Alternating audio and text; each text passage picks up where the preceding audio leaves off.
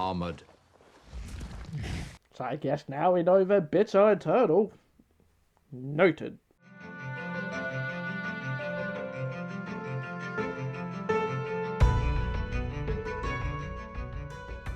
Hey guys, Blazie here, and welcome to my review of DragonHeart 3, The Sorcerer's Curse.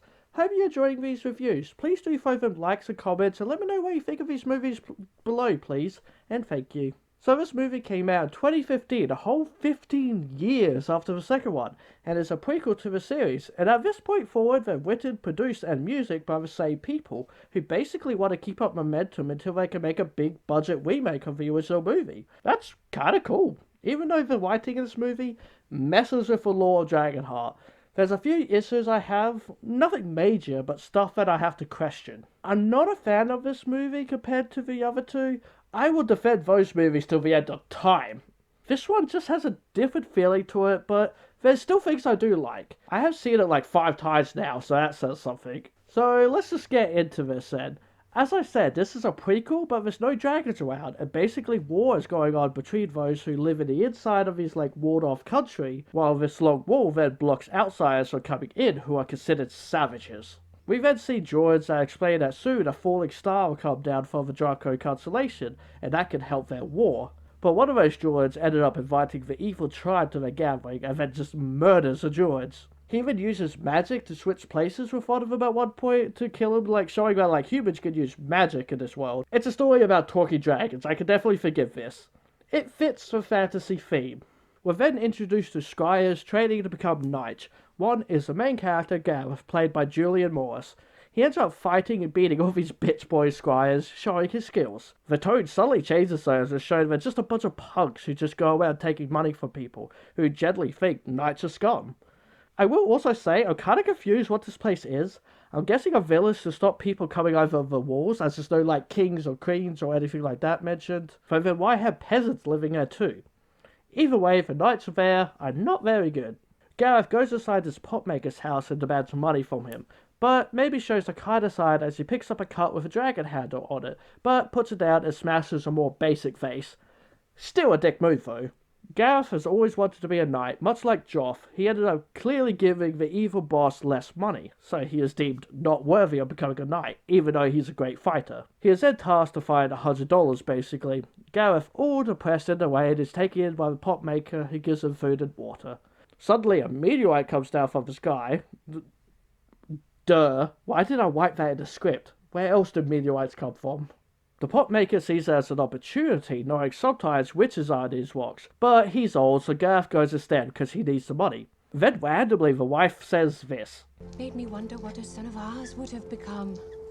I would have passed him this necklace to give his true love. I guess Gareth just got adopted.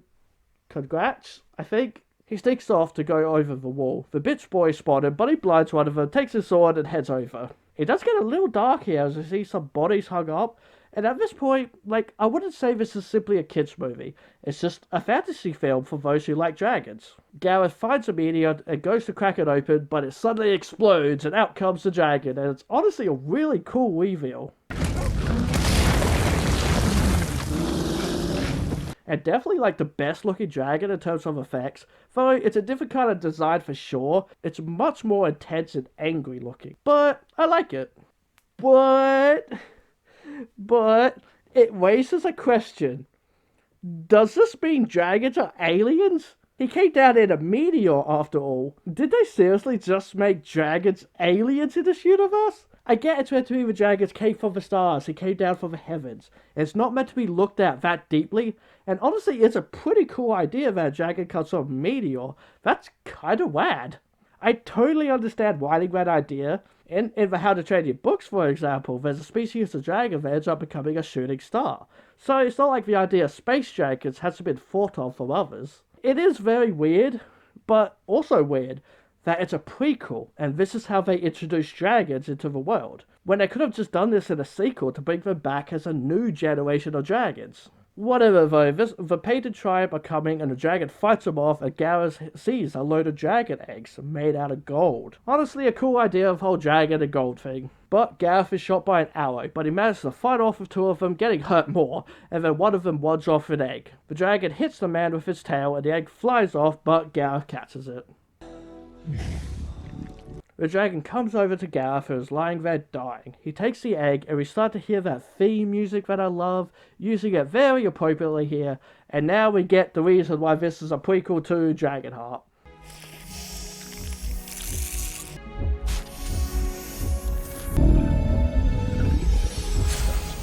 It's done a little differently with the green light instead of red to, I guess, make it look more magical, though it's also on the wrong side. See, I have little issues. With this movie where I don't feel like they're paying attention to the details. But it's still cool and I still love this scene. But the sorcerer named Brood shows up and puts a curse on the dragon. Gareth gets dragged away when Brood claims the eggs for himself. A druid named Lord saved Gareth and he is the only survivor of the druid massacre at the start. He tries to help Gareth, but it doesn't really work so well and God, he's so whiny sounding.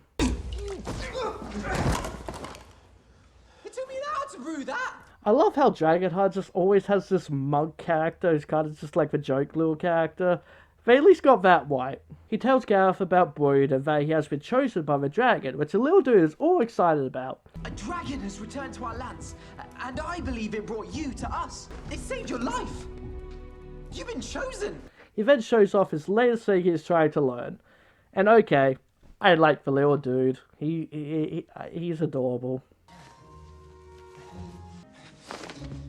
The knots are supposed to disappear. He thinks Gareth is a knight of the old code, and Gareth just kind of goes along with it, being a little sneaky like that. Then suddenly the rebels of the other tribe, led by a character named Ronu, show up. They want the dragon to help them end the war, and Gareth agrees to help. So they go out to find the dragon and see Gareth's heart is part dragon, which is pretty cool, not only visually, but a cool idea. So that's a point to them. The dragon swoops down and grabs Gareth, taking him away from the others, and Gareth tries his best to communicate with him.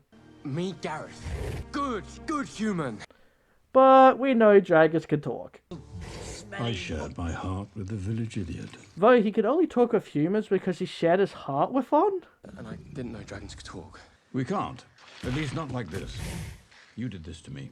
That's weird to add that explanation. I guess the babies learned how to talk to humans because obviously they could talk before their hearts are connected, or else Drake wouldn't have been able to talk throughout the second movie. You did not need to add that line into it. Like, it's a cool idea that a dragon could talk to humans because of his power, but we have seen them talk before, so that idea doesn't work here. It's a minor little detail, I guess, but it's one that just confuses me. So he is just a guardian of the eggs and explains that he did give his heart to Gareth, gay, for saving the eggs. But you lay eggs? Don't make assumptions. The eggs are not mine. I'm their guardian. Which, realization, Drake must have been a big freaking baby. Like, damn. Like, yeah, that is something that changed the size of the eggs. So, yeah, he must have, that poor mum. He also says his name, which they made a point in the original that they won't understand their name in Dragon Tongue. I have a name. Oh, what is it? You couldn't possibly pronounce it in your tongue. But here they just say his name, and it's not like it's a hard name to say. It's just kind of weird. So they kind of just ruined that idea of them having mystical dragon names.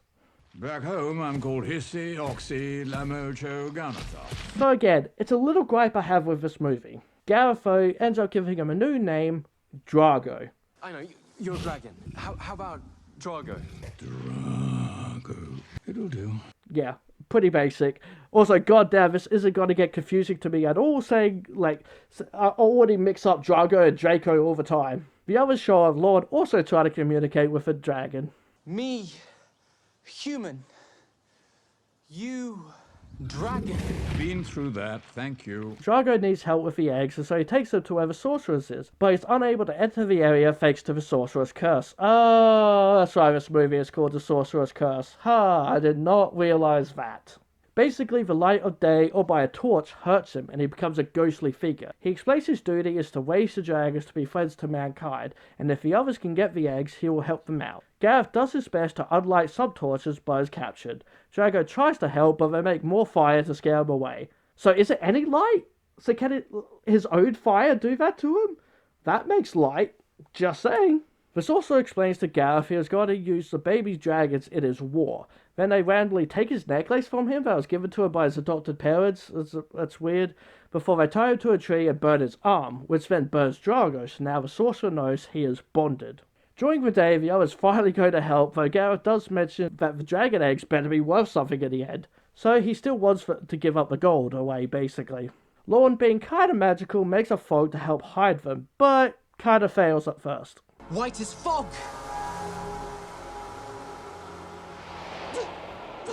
White as fog!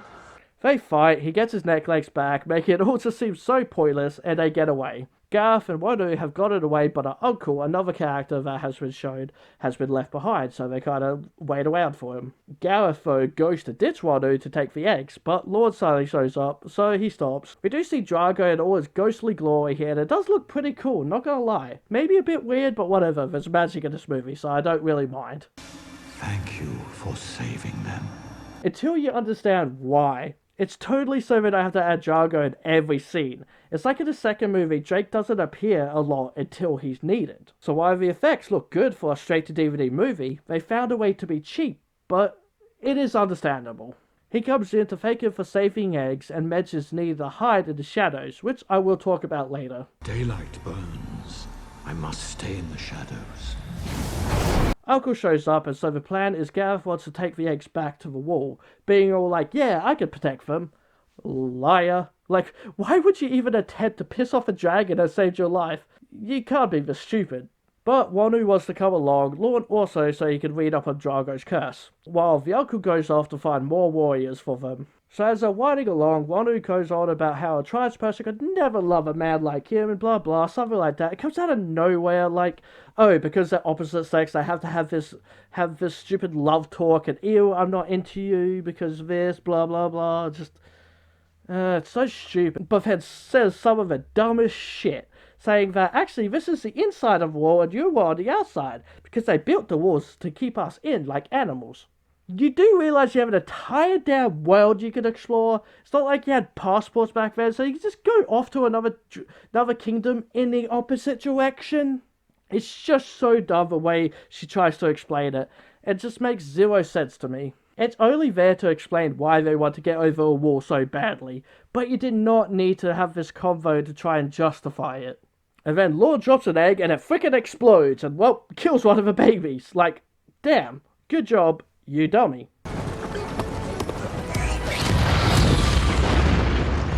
But basically, not all baby dragons can control their fire while they're born, and not all dragons were expected to survive a trip anyway, so whoops, it doesn't really matter. But he killed it, definitely. He also doesn't even apologize to Drago. Like, sorry, I killed one of your babies that you're the guardians of. Whoops! So, because the sorcerer may have heard the explosion and now travel by foot, so lots of walking. Of course, without Drago, like I mentioned, which is a shame because he does look cool. Also, this is DragonHeart. Dragons are kinda important in this movie. They find a cave to hide out for the night, but Gareth can see a strange shadow thing, which is what Drago has been using to hide in. He says the curse has opened up this ability to use the shadows to hide, so he now teaches Gareth how to shadow job. Which would have been nice to show earlier on so we knew where he was most of the movie. This here finally does feel like DragonHeart. But it took an hour, and there's like half hour left. It's shadow jumping, not shadow standing. Yeah, keep laughing, Lizardbreath. So it took its time to feel like DragonHeart. But it is a fun little sequence, that's for sure. Number 3, focus and clear your mind of distractions. Now follow me. Jump, jump! Then more DragonHeart fun as Drago explains that each day their bond grows and he can feel what the human is feeling, like falling in love. So he teases him a bit. I do think she likes you. You're mad. Notice how she sneers at you. But then Gareth gets moody at Drago and what happens next is hilarious. I trained for years, you talking saddlebag. How? Yes, take that. Oh, Finally, a moment that makes me laugh. It's definitely what was missing. Like, I like Lorne, he makes me giggle, but nothing has made me laugh. But I do love this scene.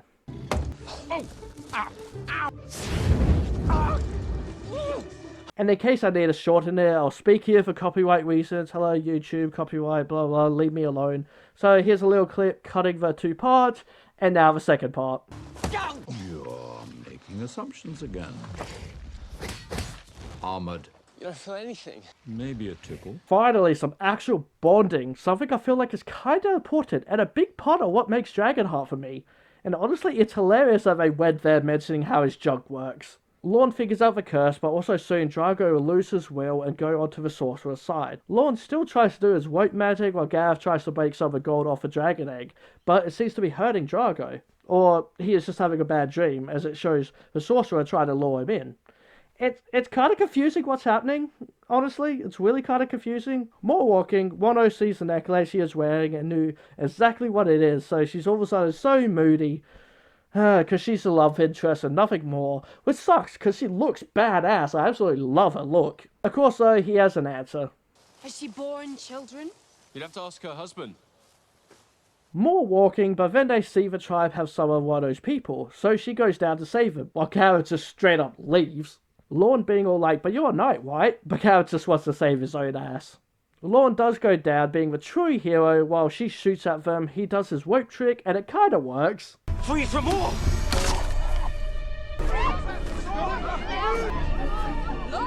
Drago appears to Gareth and tells him the first line of the old code, but then the sorcerer shows up and now Gareth bravely runs out to help with the theme music playing, and because of this his heart starts to light up, which at first I'm just like, is he gonna go super speed or something? I was genuinely really confused. But nope, Drago's curse is lifted thanks to his bravery. I'm back! Though he kinda just growls at them and then gets cursed again. That kinda ruined that great moment. Shade by day, bright by night, to do my will. And then he says that not all the babies are going to survive. Sacrifice them if you must. God damn, I am pro-abortion, but damn. So yeah, as the tribe comes running down, he gets Womu to shoot an arrow at one of the eggs while he falls backwards doing a little bit of the shadow jump thing. And honestly, kinda badass. So the sorcerer is all angry now. Time passes, Drago is becoming weaker. Maybe he shouldn't be lying down near a fire, which apparently hurts him. Just saying. Gareth finally thanks Drago for sharing his heart, and Drago says he's sorry for doubting him being a true knight. So a little bit more bonding that is missing in this film. If you would truly be a knight, your might will uphold the weak. The next day, the two sit together, Drago in bad shape as he slowly turns ghostly and tells Gareth to follow the code like a knight does. But he finally confesses he isn't a knight, telling Drago that there is no old code in the walls, just cruelty. Drago tells him that if this is going to be his last dawn, then he was glad to have Gareth by his side and calls him friend, before becoming more ghostly, and it's kind of freaking cool looking. Like, you see his skeleton, and it just looks really cool as he goes up and flies away. Honestly, a sad scene, but a really cool looking scene too.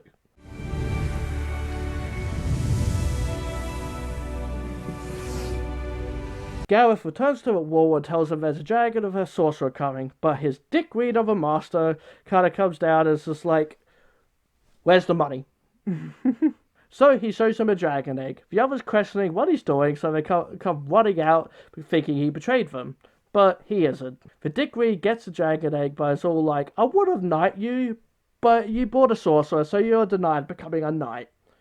Dickweed. Drago is flying about and see the sorcerer is now controlling him. Gareth and the others are tied up and now the sorcerer and the tribe show up to attack. The dickweed turns out as giving the dragon eggs away for money to a king that will most likely eat them. Like, goddamn. They attack while Lorne uses a spell much like we saw in the beginning where he switches places with Gareth. Drago destroys the door and the tribe comes through them, so now we get some sword action there. Gareth is going to do what the code requires. He's going to be the hero to try and get Drago back to his senses. So he fights, blah blah blah. Drago is setting things on fire, as dragons do. Why did I even mention that? And then the uncle shows up with the rebels and charge in. So now it's just all out war. More fighting. Dick Reed is not even fighting and just wanting these jewels, but Gareth shows up and so they fight it out, while Gareth does his best to protect the dragon eggs. As he almost dies, his heart starts pumping and reignites Drago's heart, releasing him from the curse.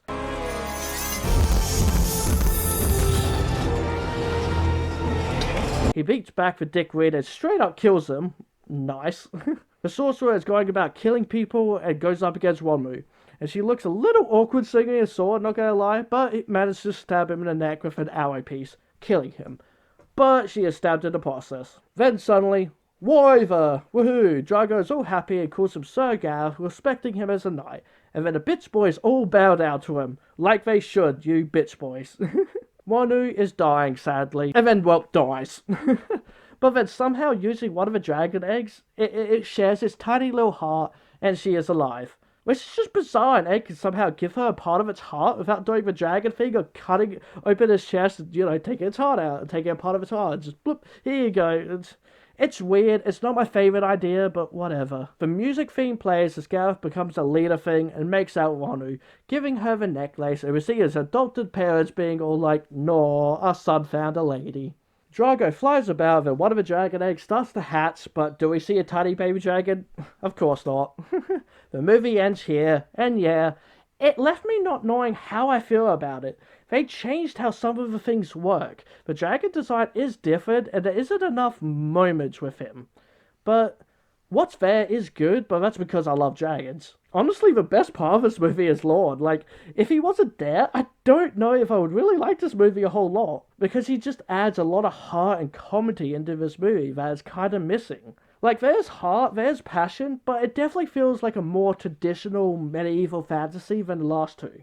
I feel like if anything, the Toad was better, like it knew what it was, a fantasy film set in medieval times. I just feel like it needed more scenes with Drago and Gareth, because I don't really see their friendship. And that's kind of a problem. That's kind of a big thing with DragonHeart, is a friendship with a dragon. But in the end, I still had fun with this film. When they are bonding, it's hilarious and feels like DragonHeart. It's a good fantasy film that stands on its own. Yeah, that's it. It's a good film that stands on its own. So I would give this movie a 7 out of 10 foxes. As I said, it's a good fantasy film on its own. But what do you guys think? Let me know down in the comments if you have seen this movie and what you think of it. If you haven't seen this movie, let me know if you're interested in it, blah blah blah, all that kind of stuff. And don't forget to give this a video a like and subscribe to my channel because I'll love you if you do. Hit that bell icon, and this fox says, be who you want to be. Alright guys, bye for now.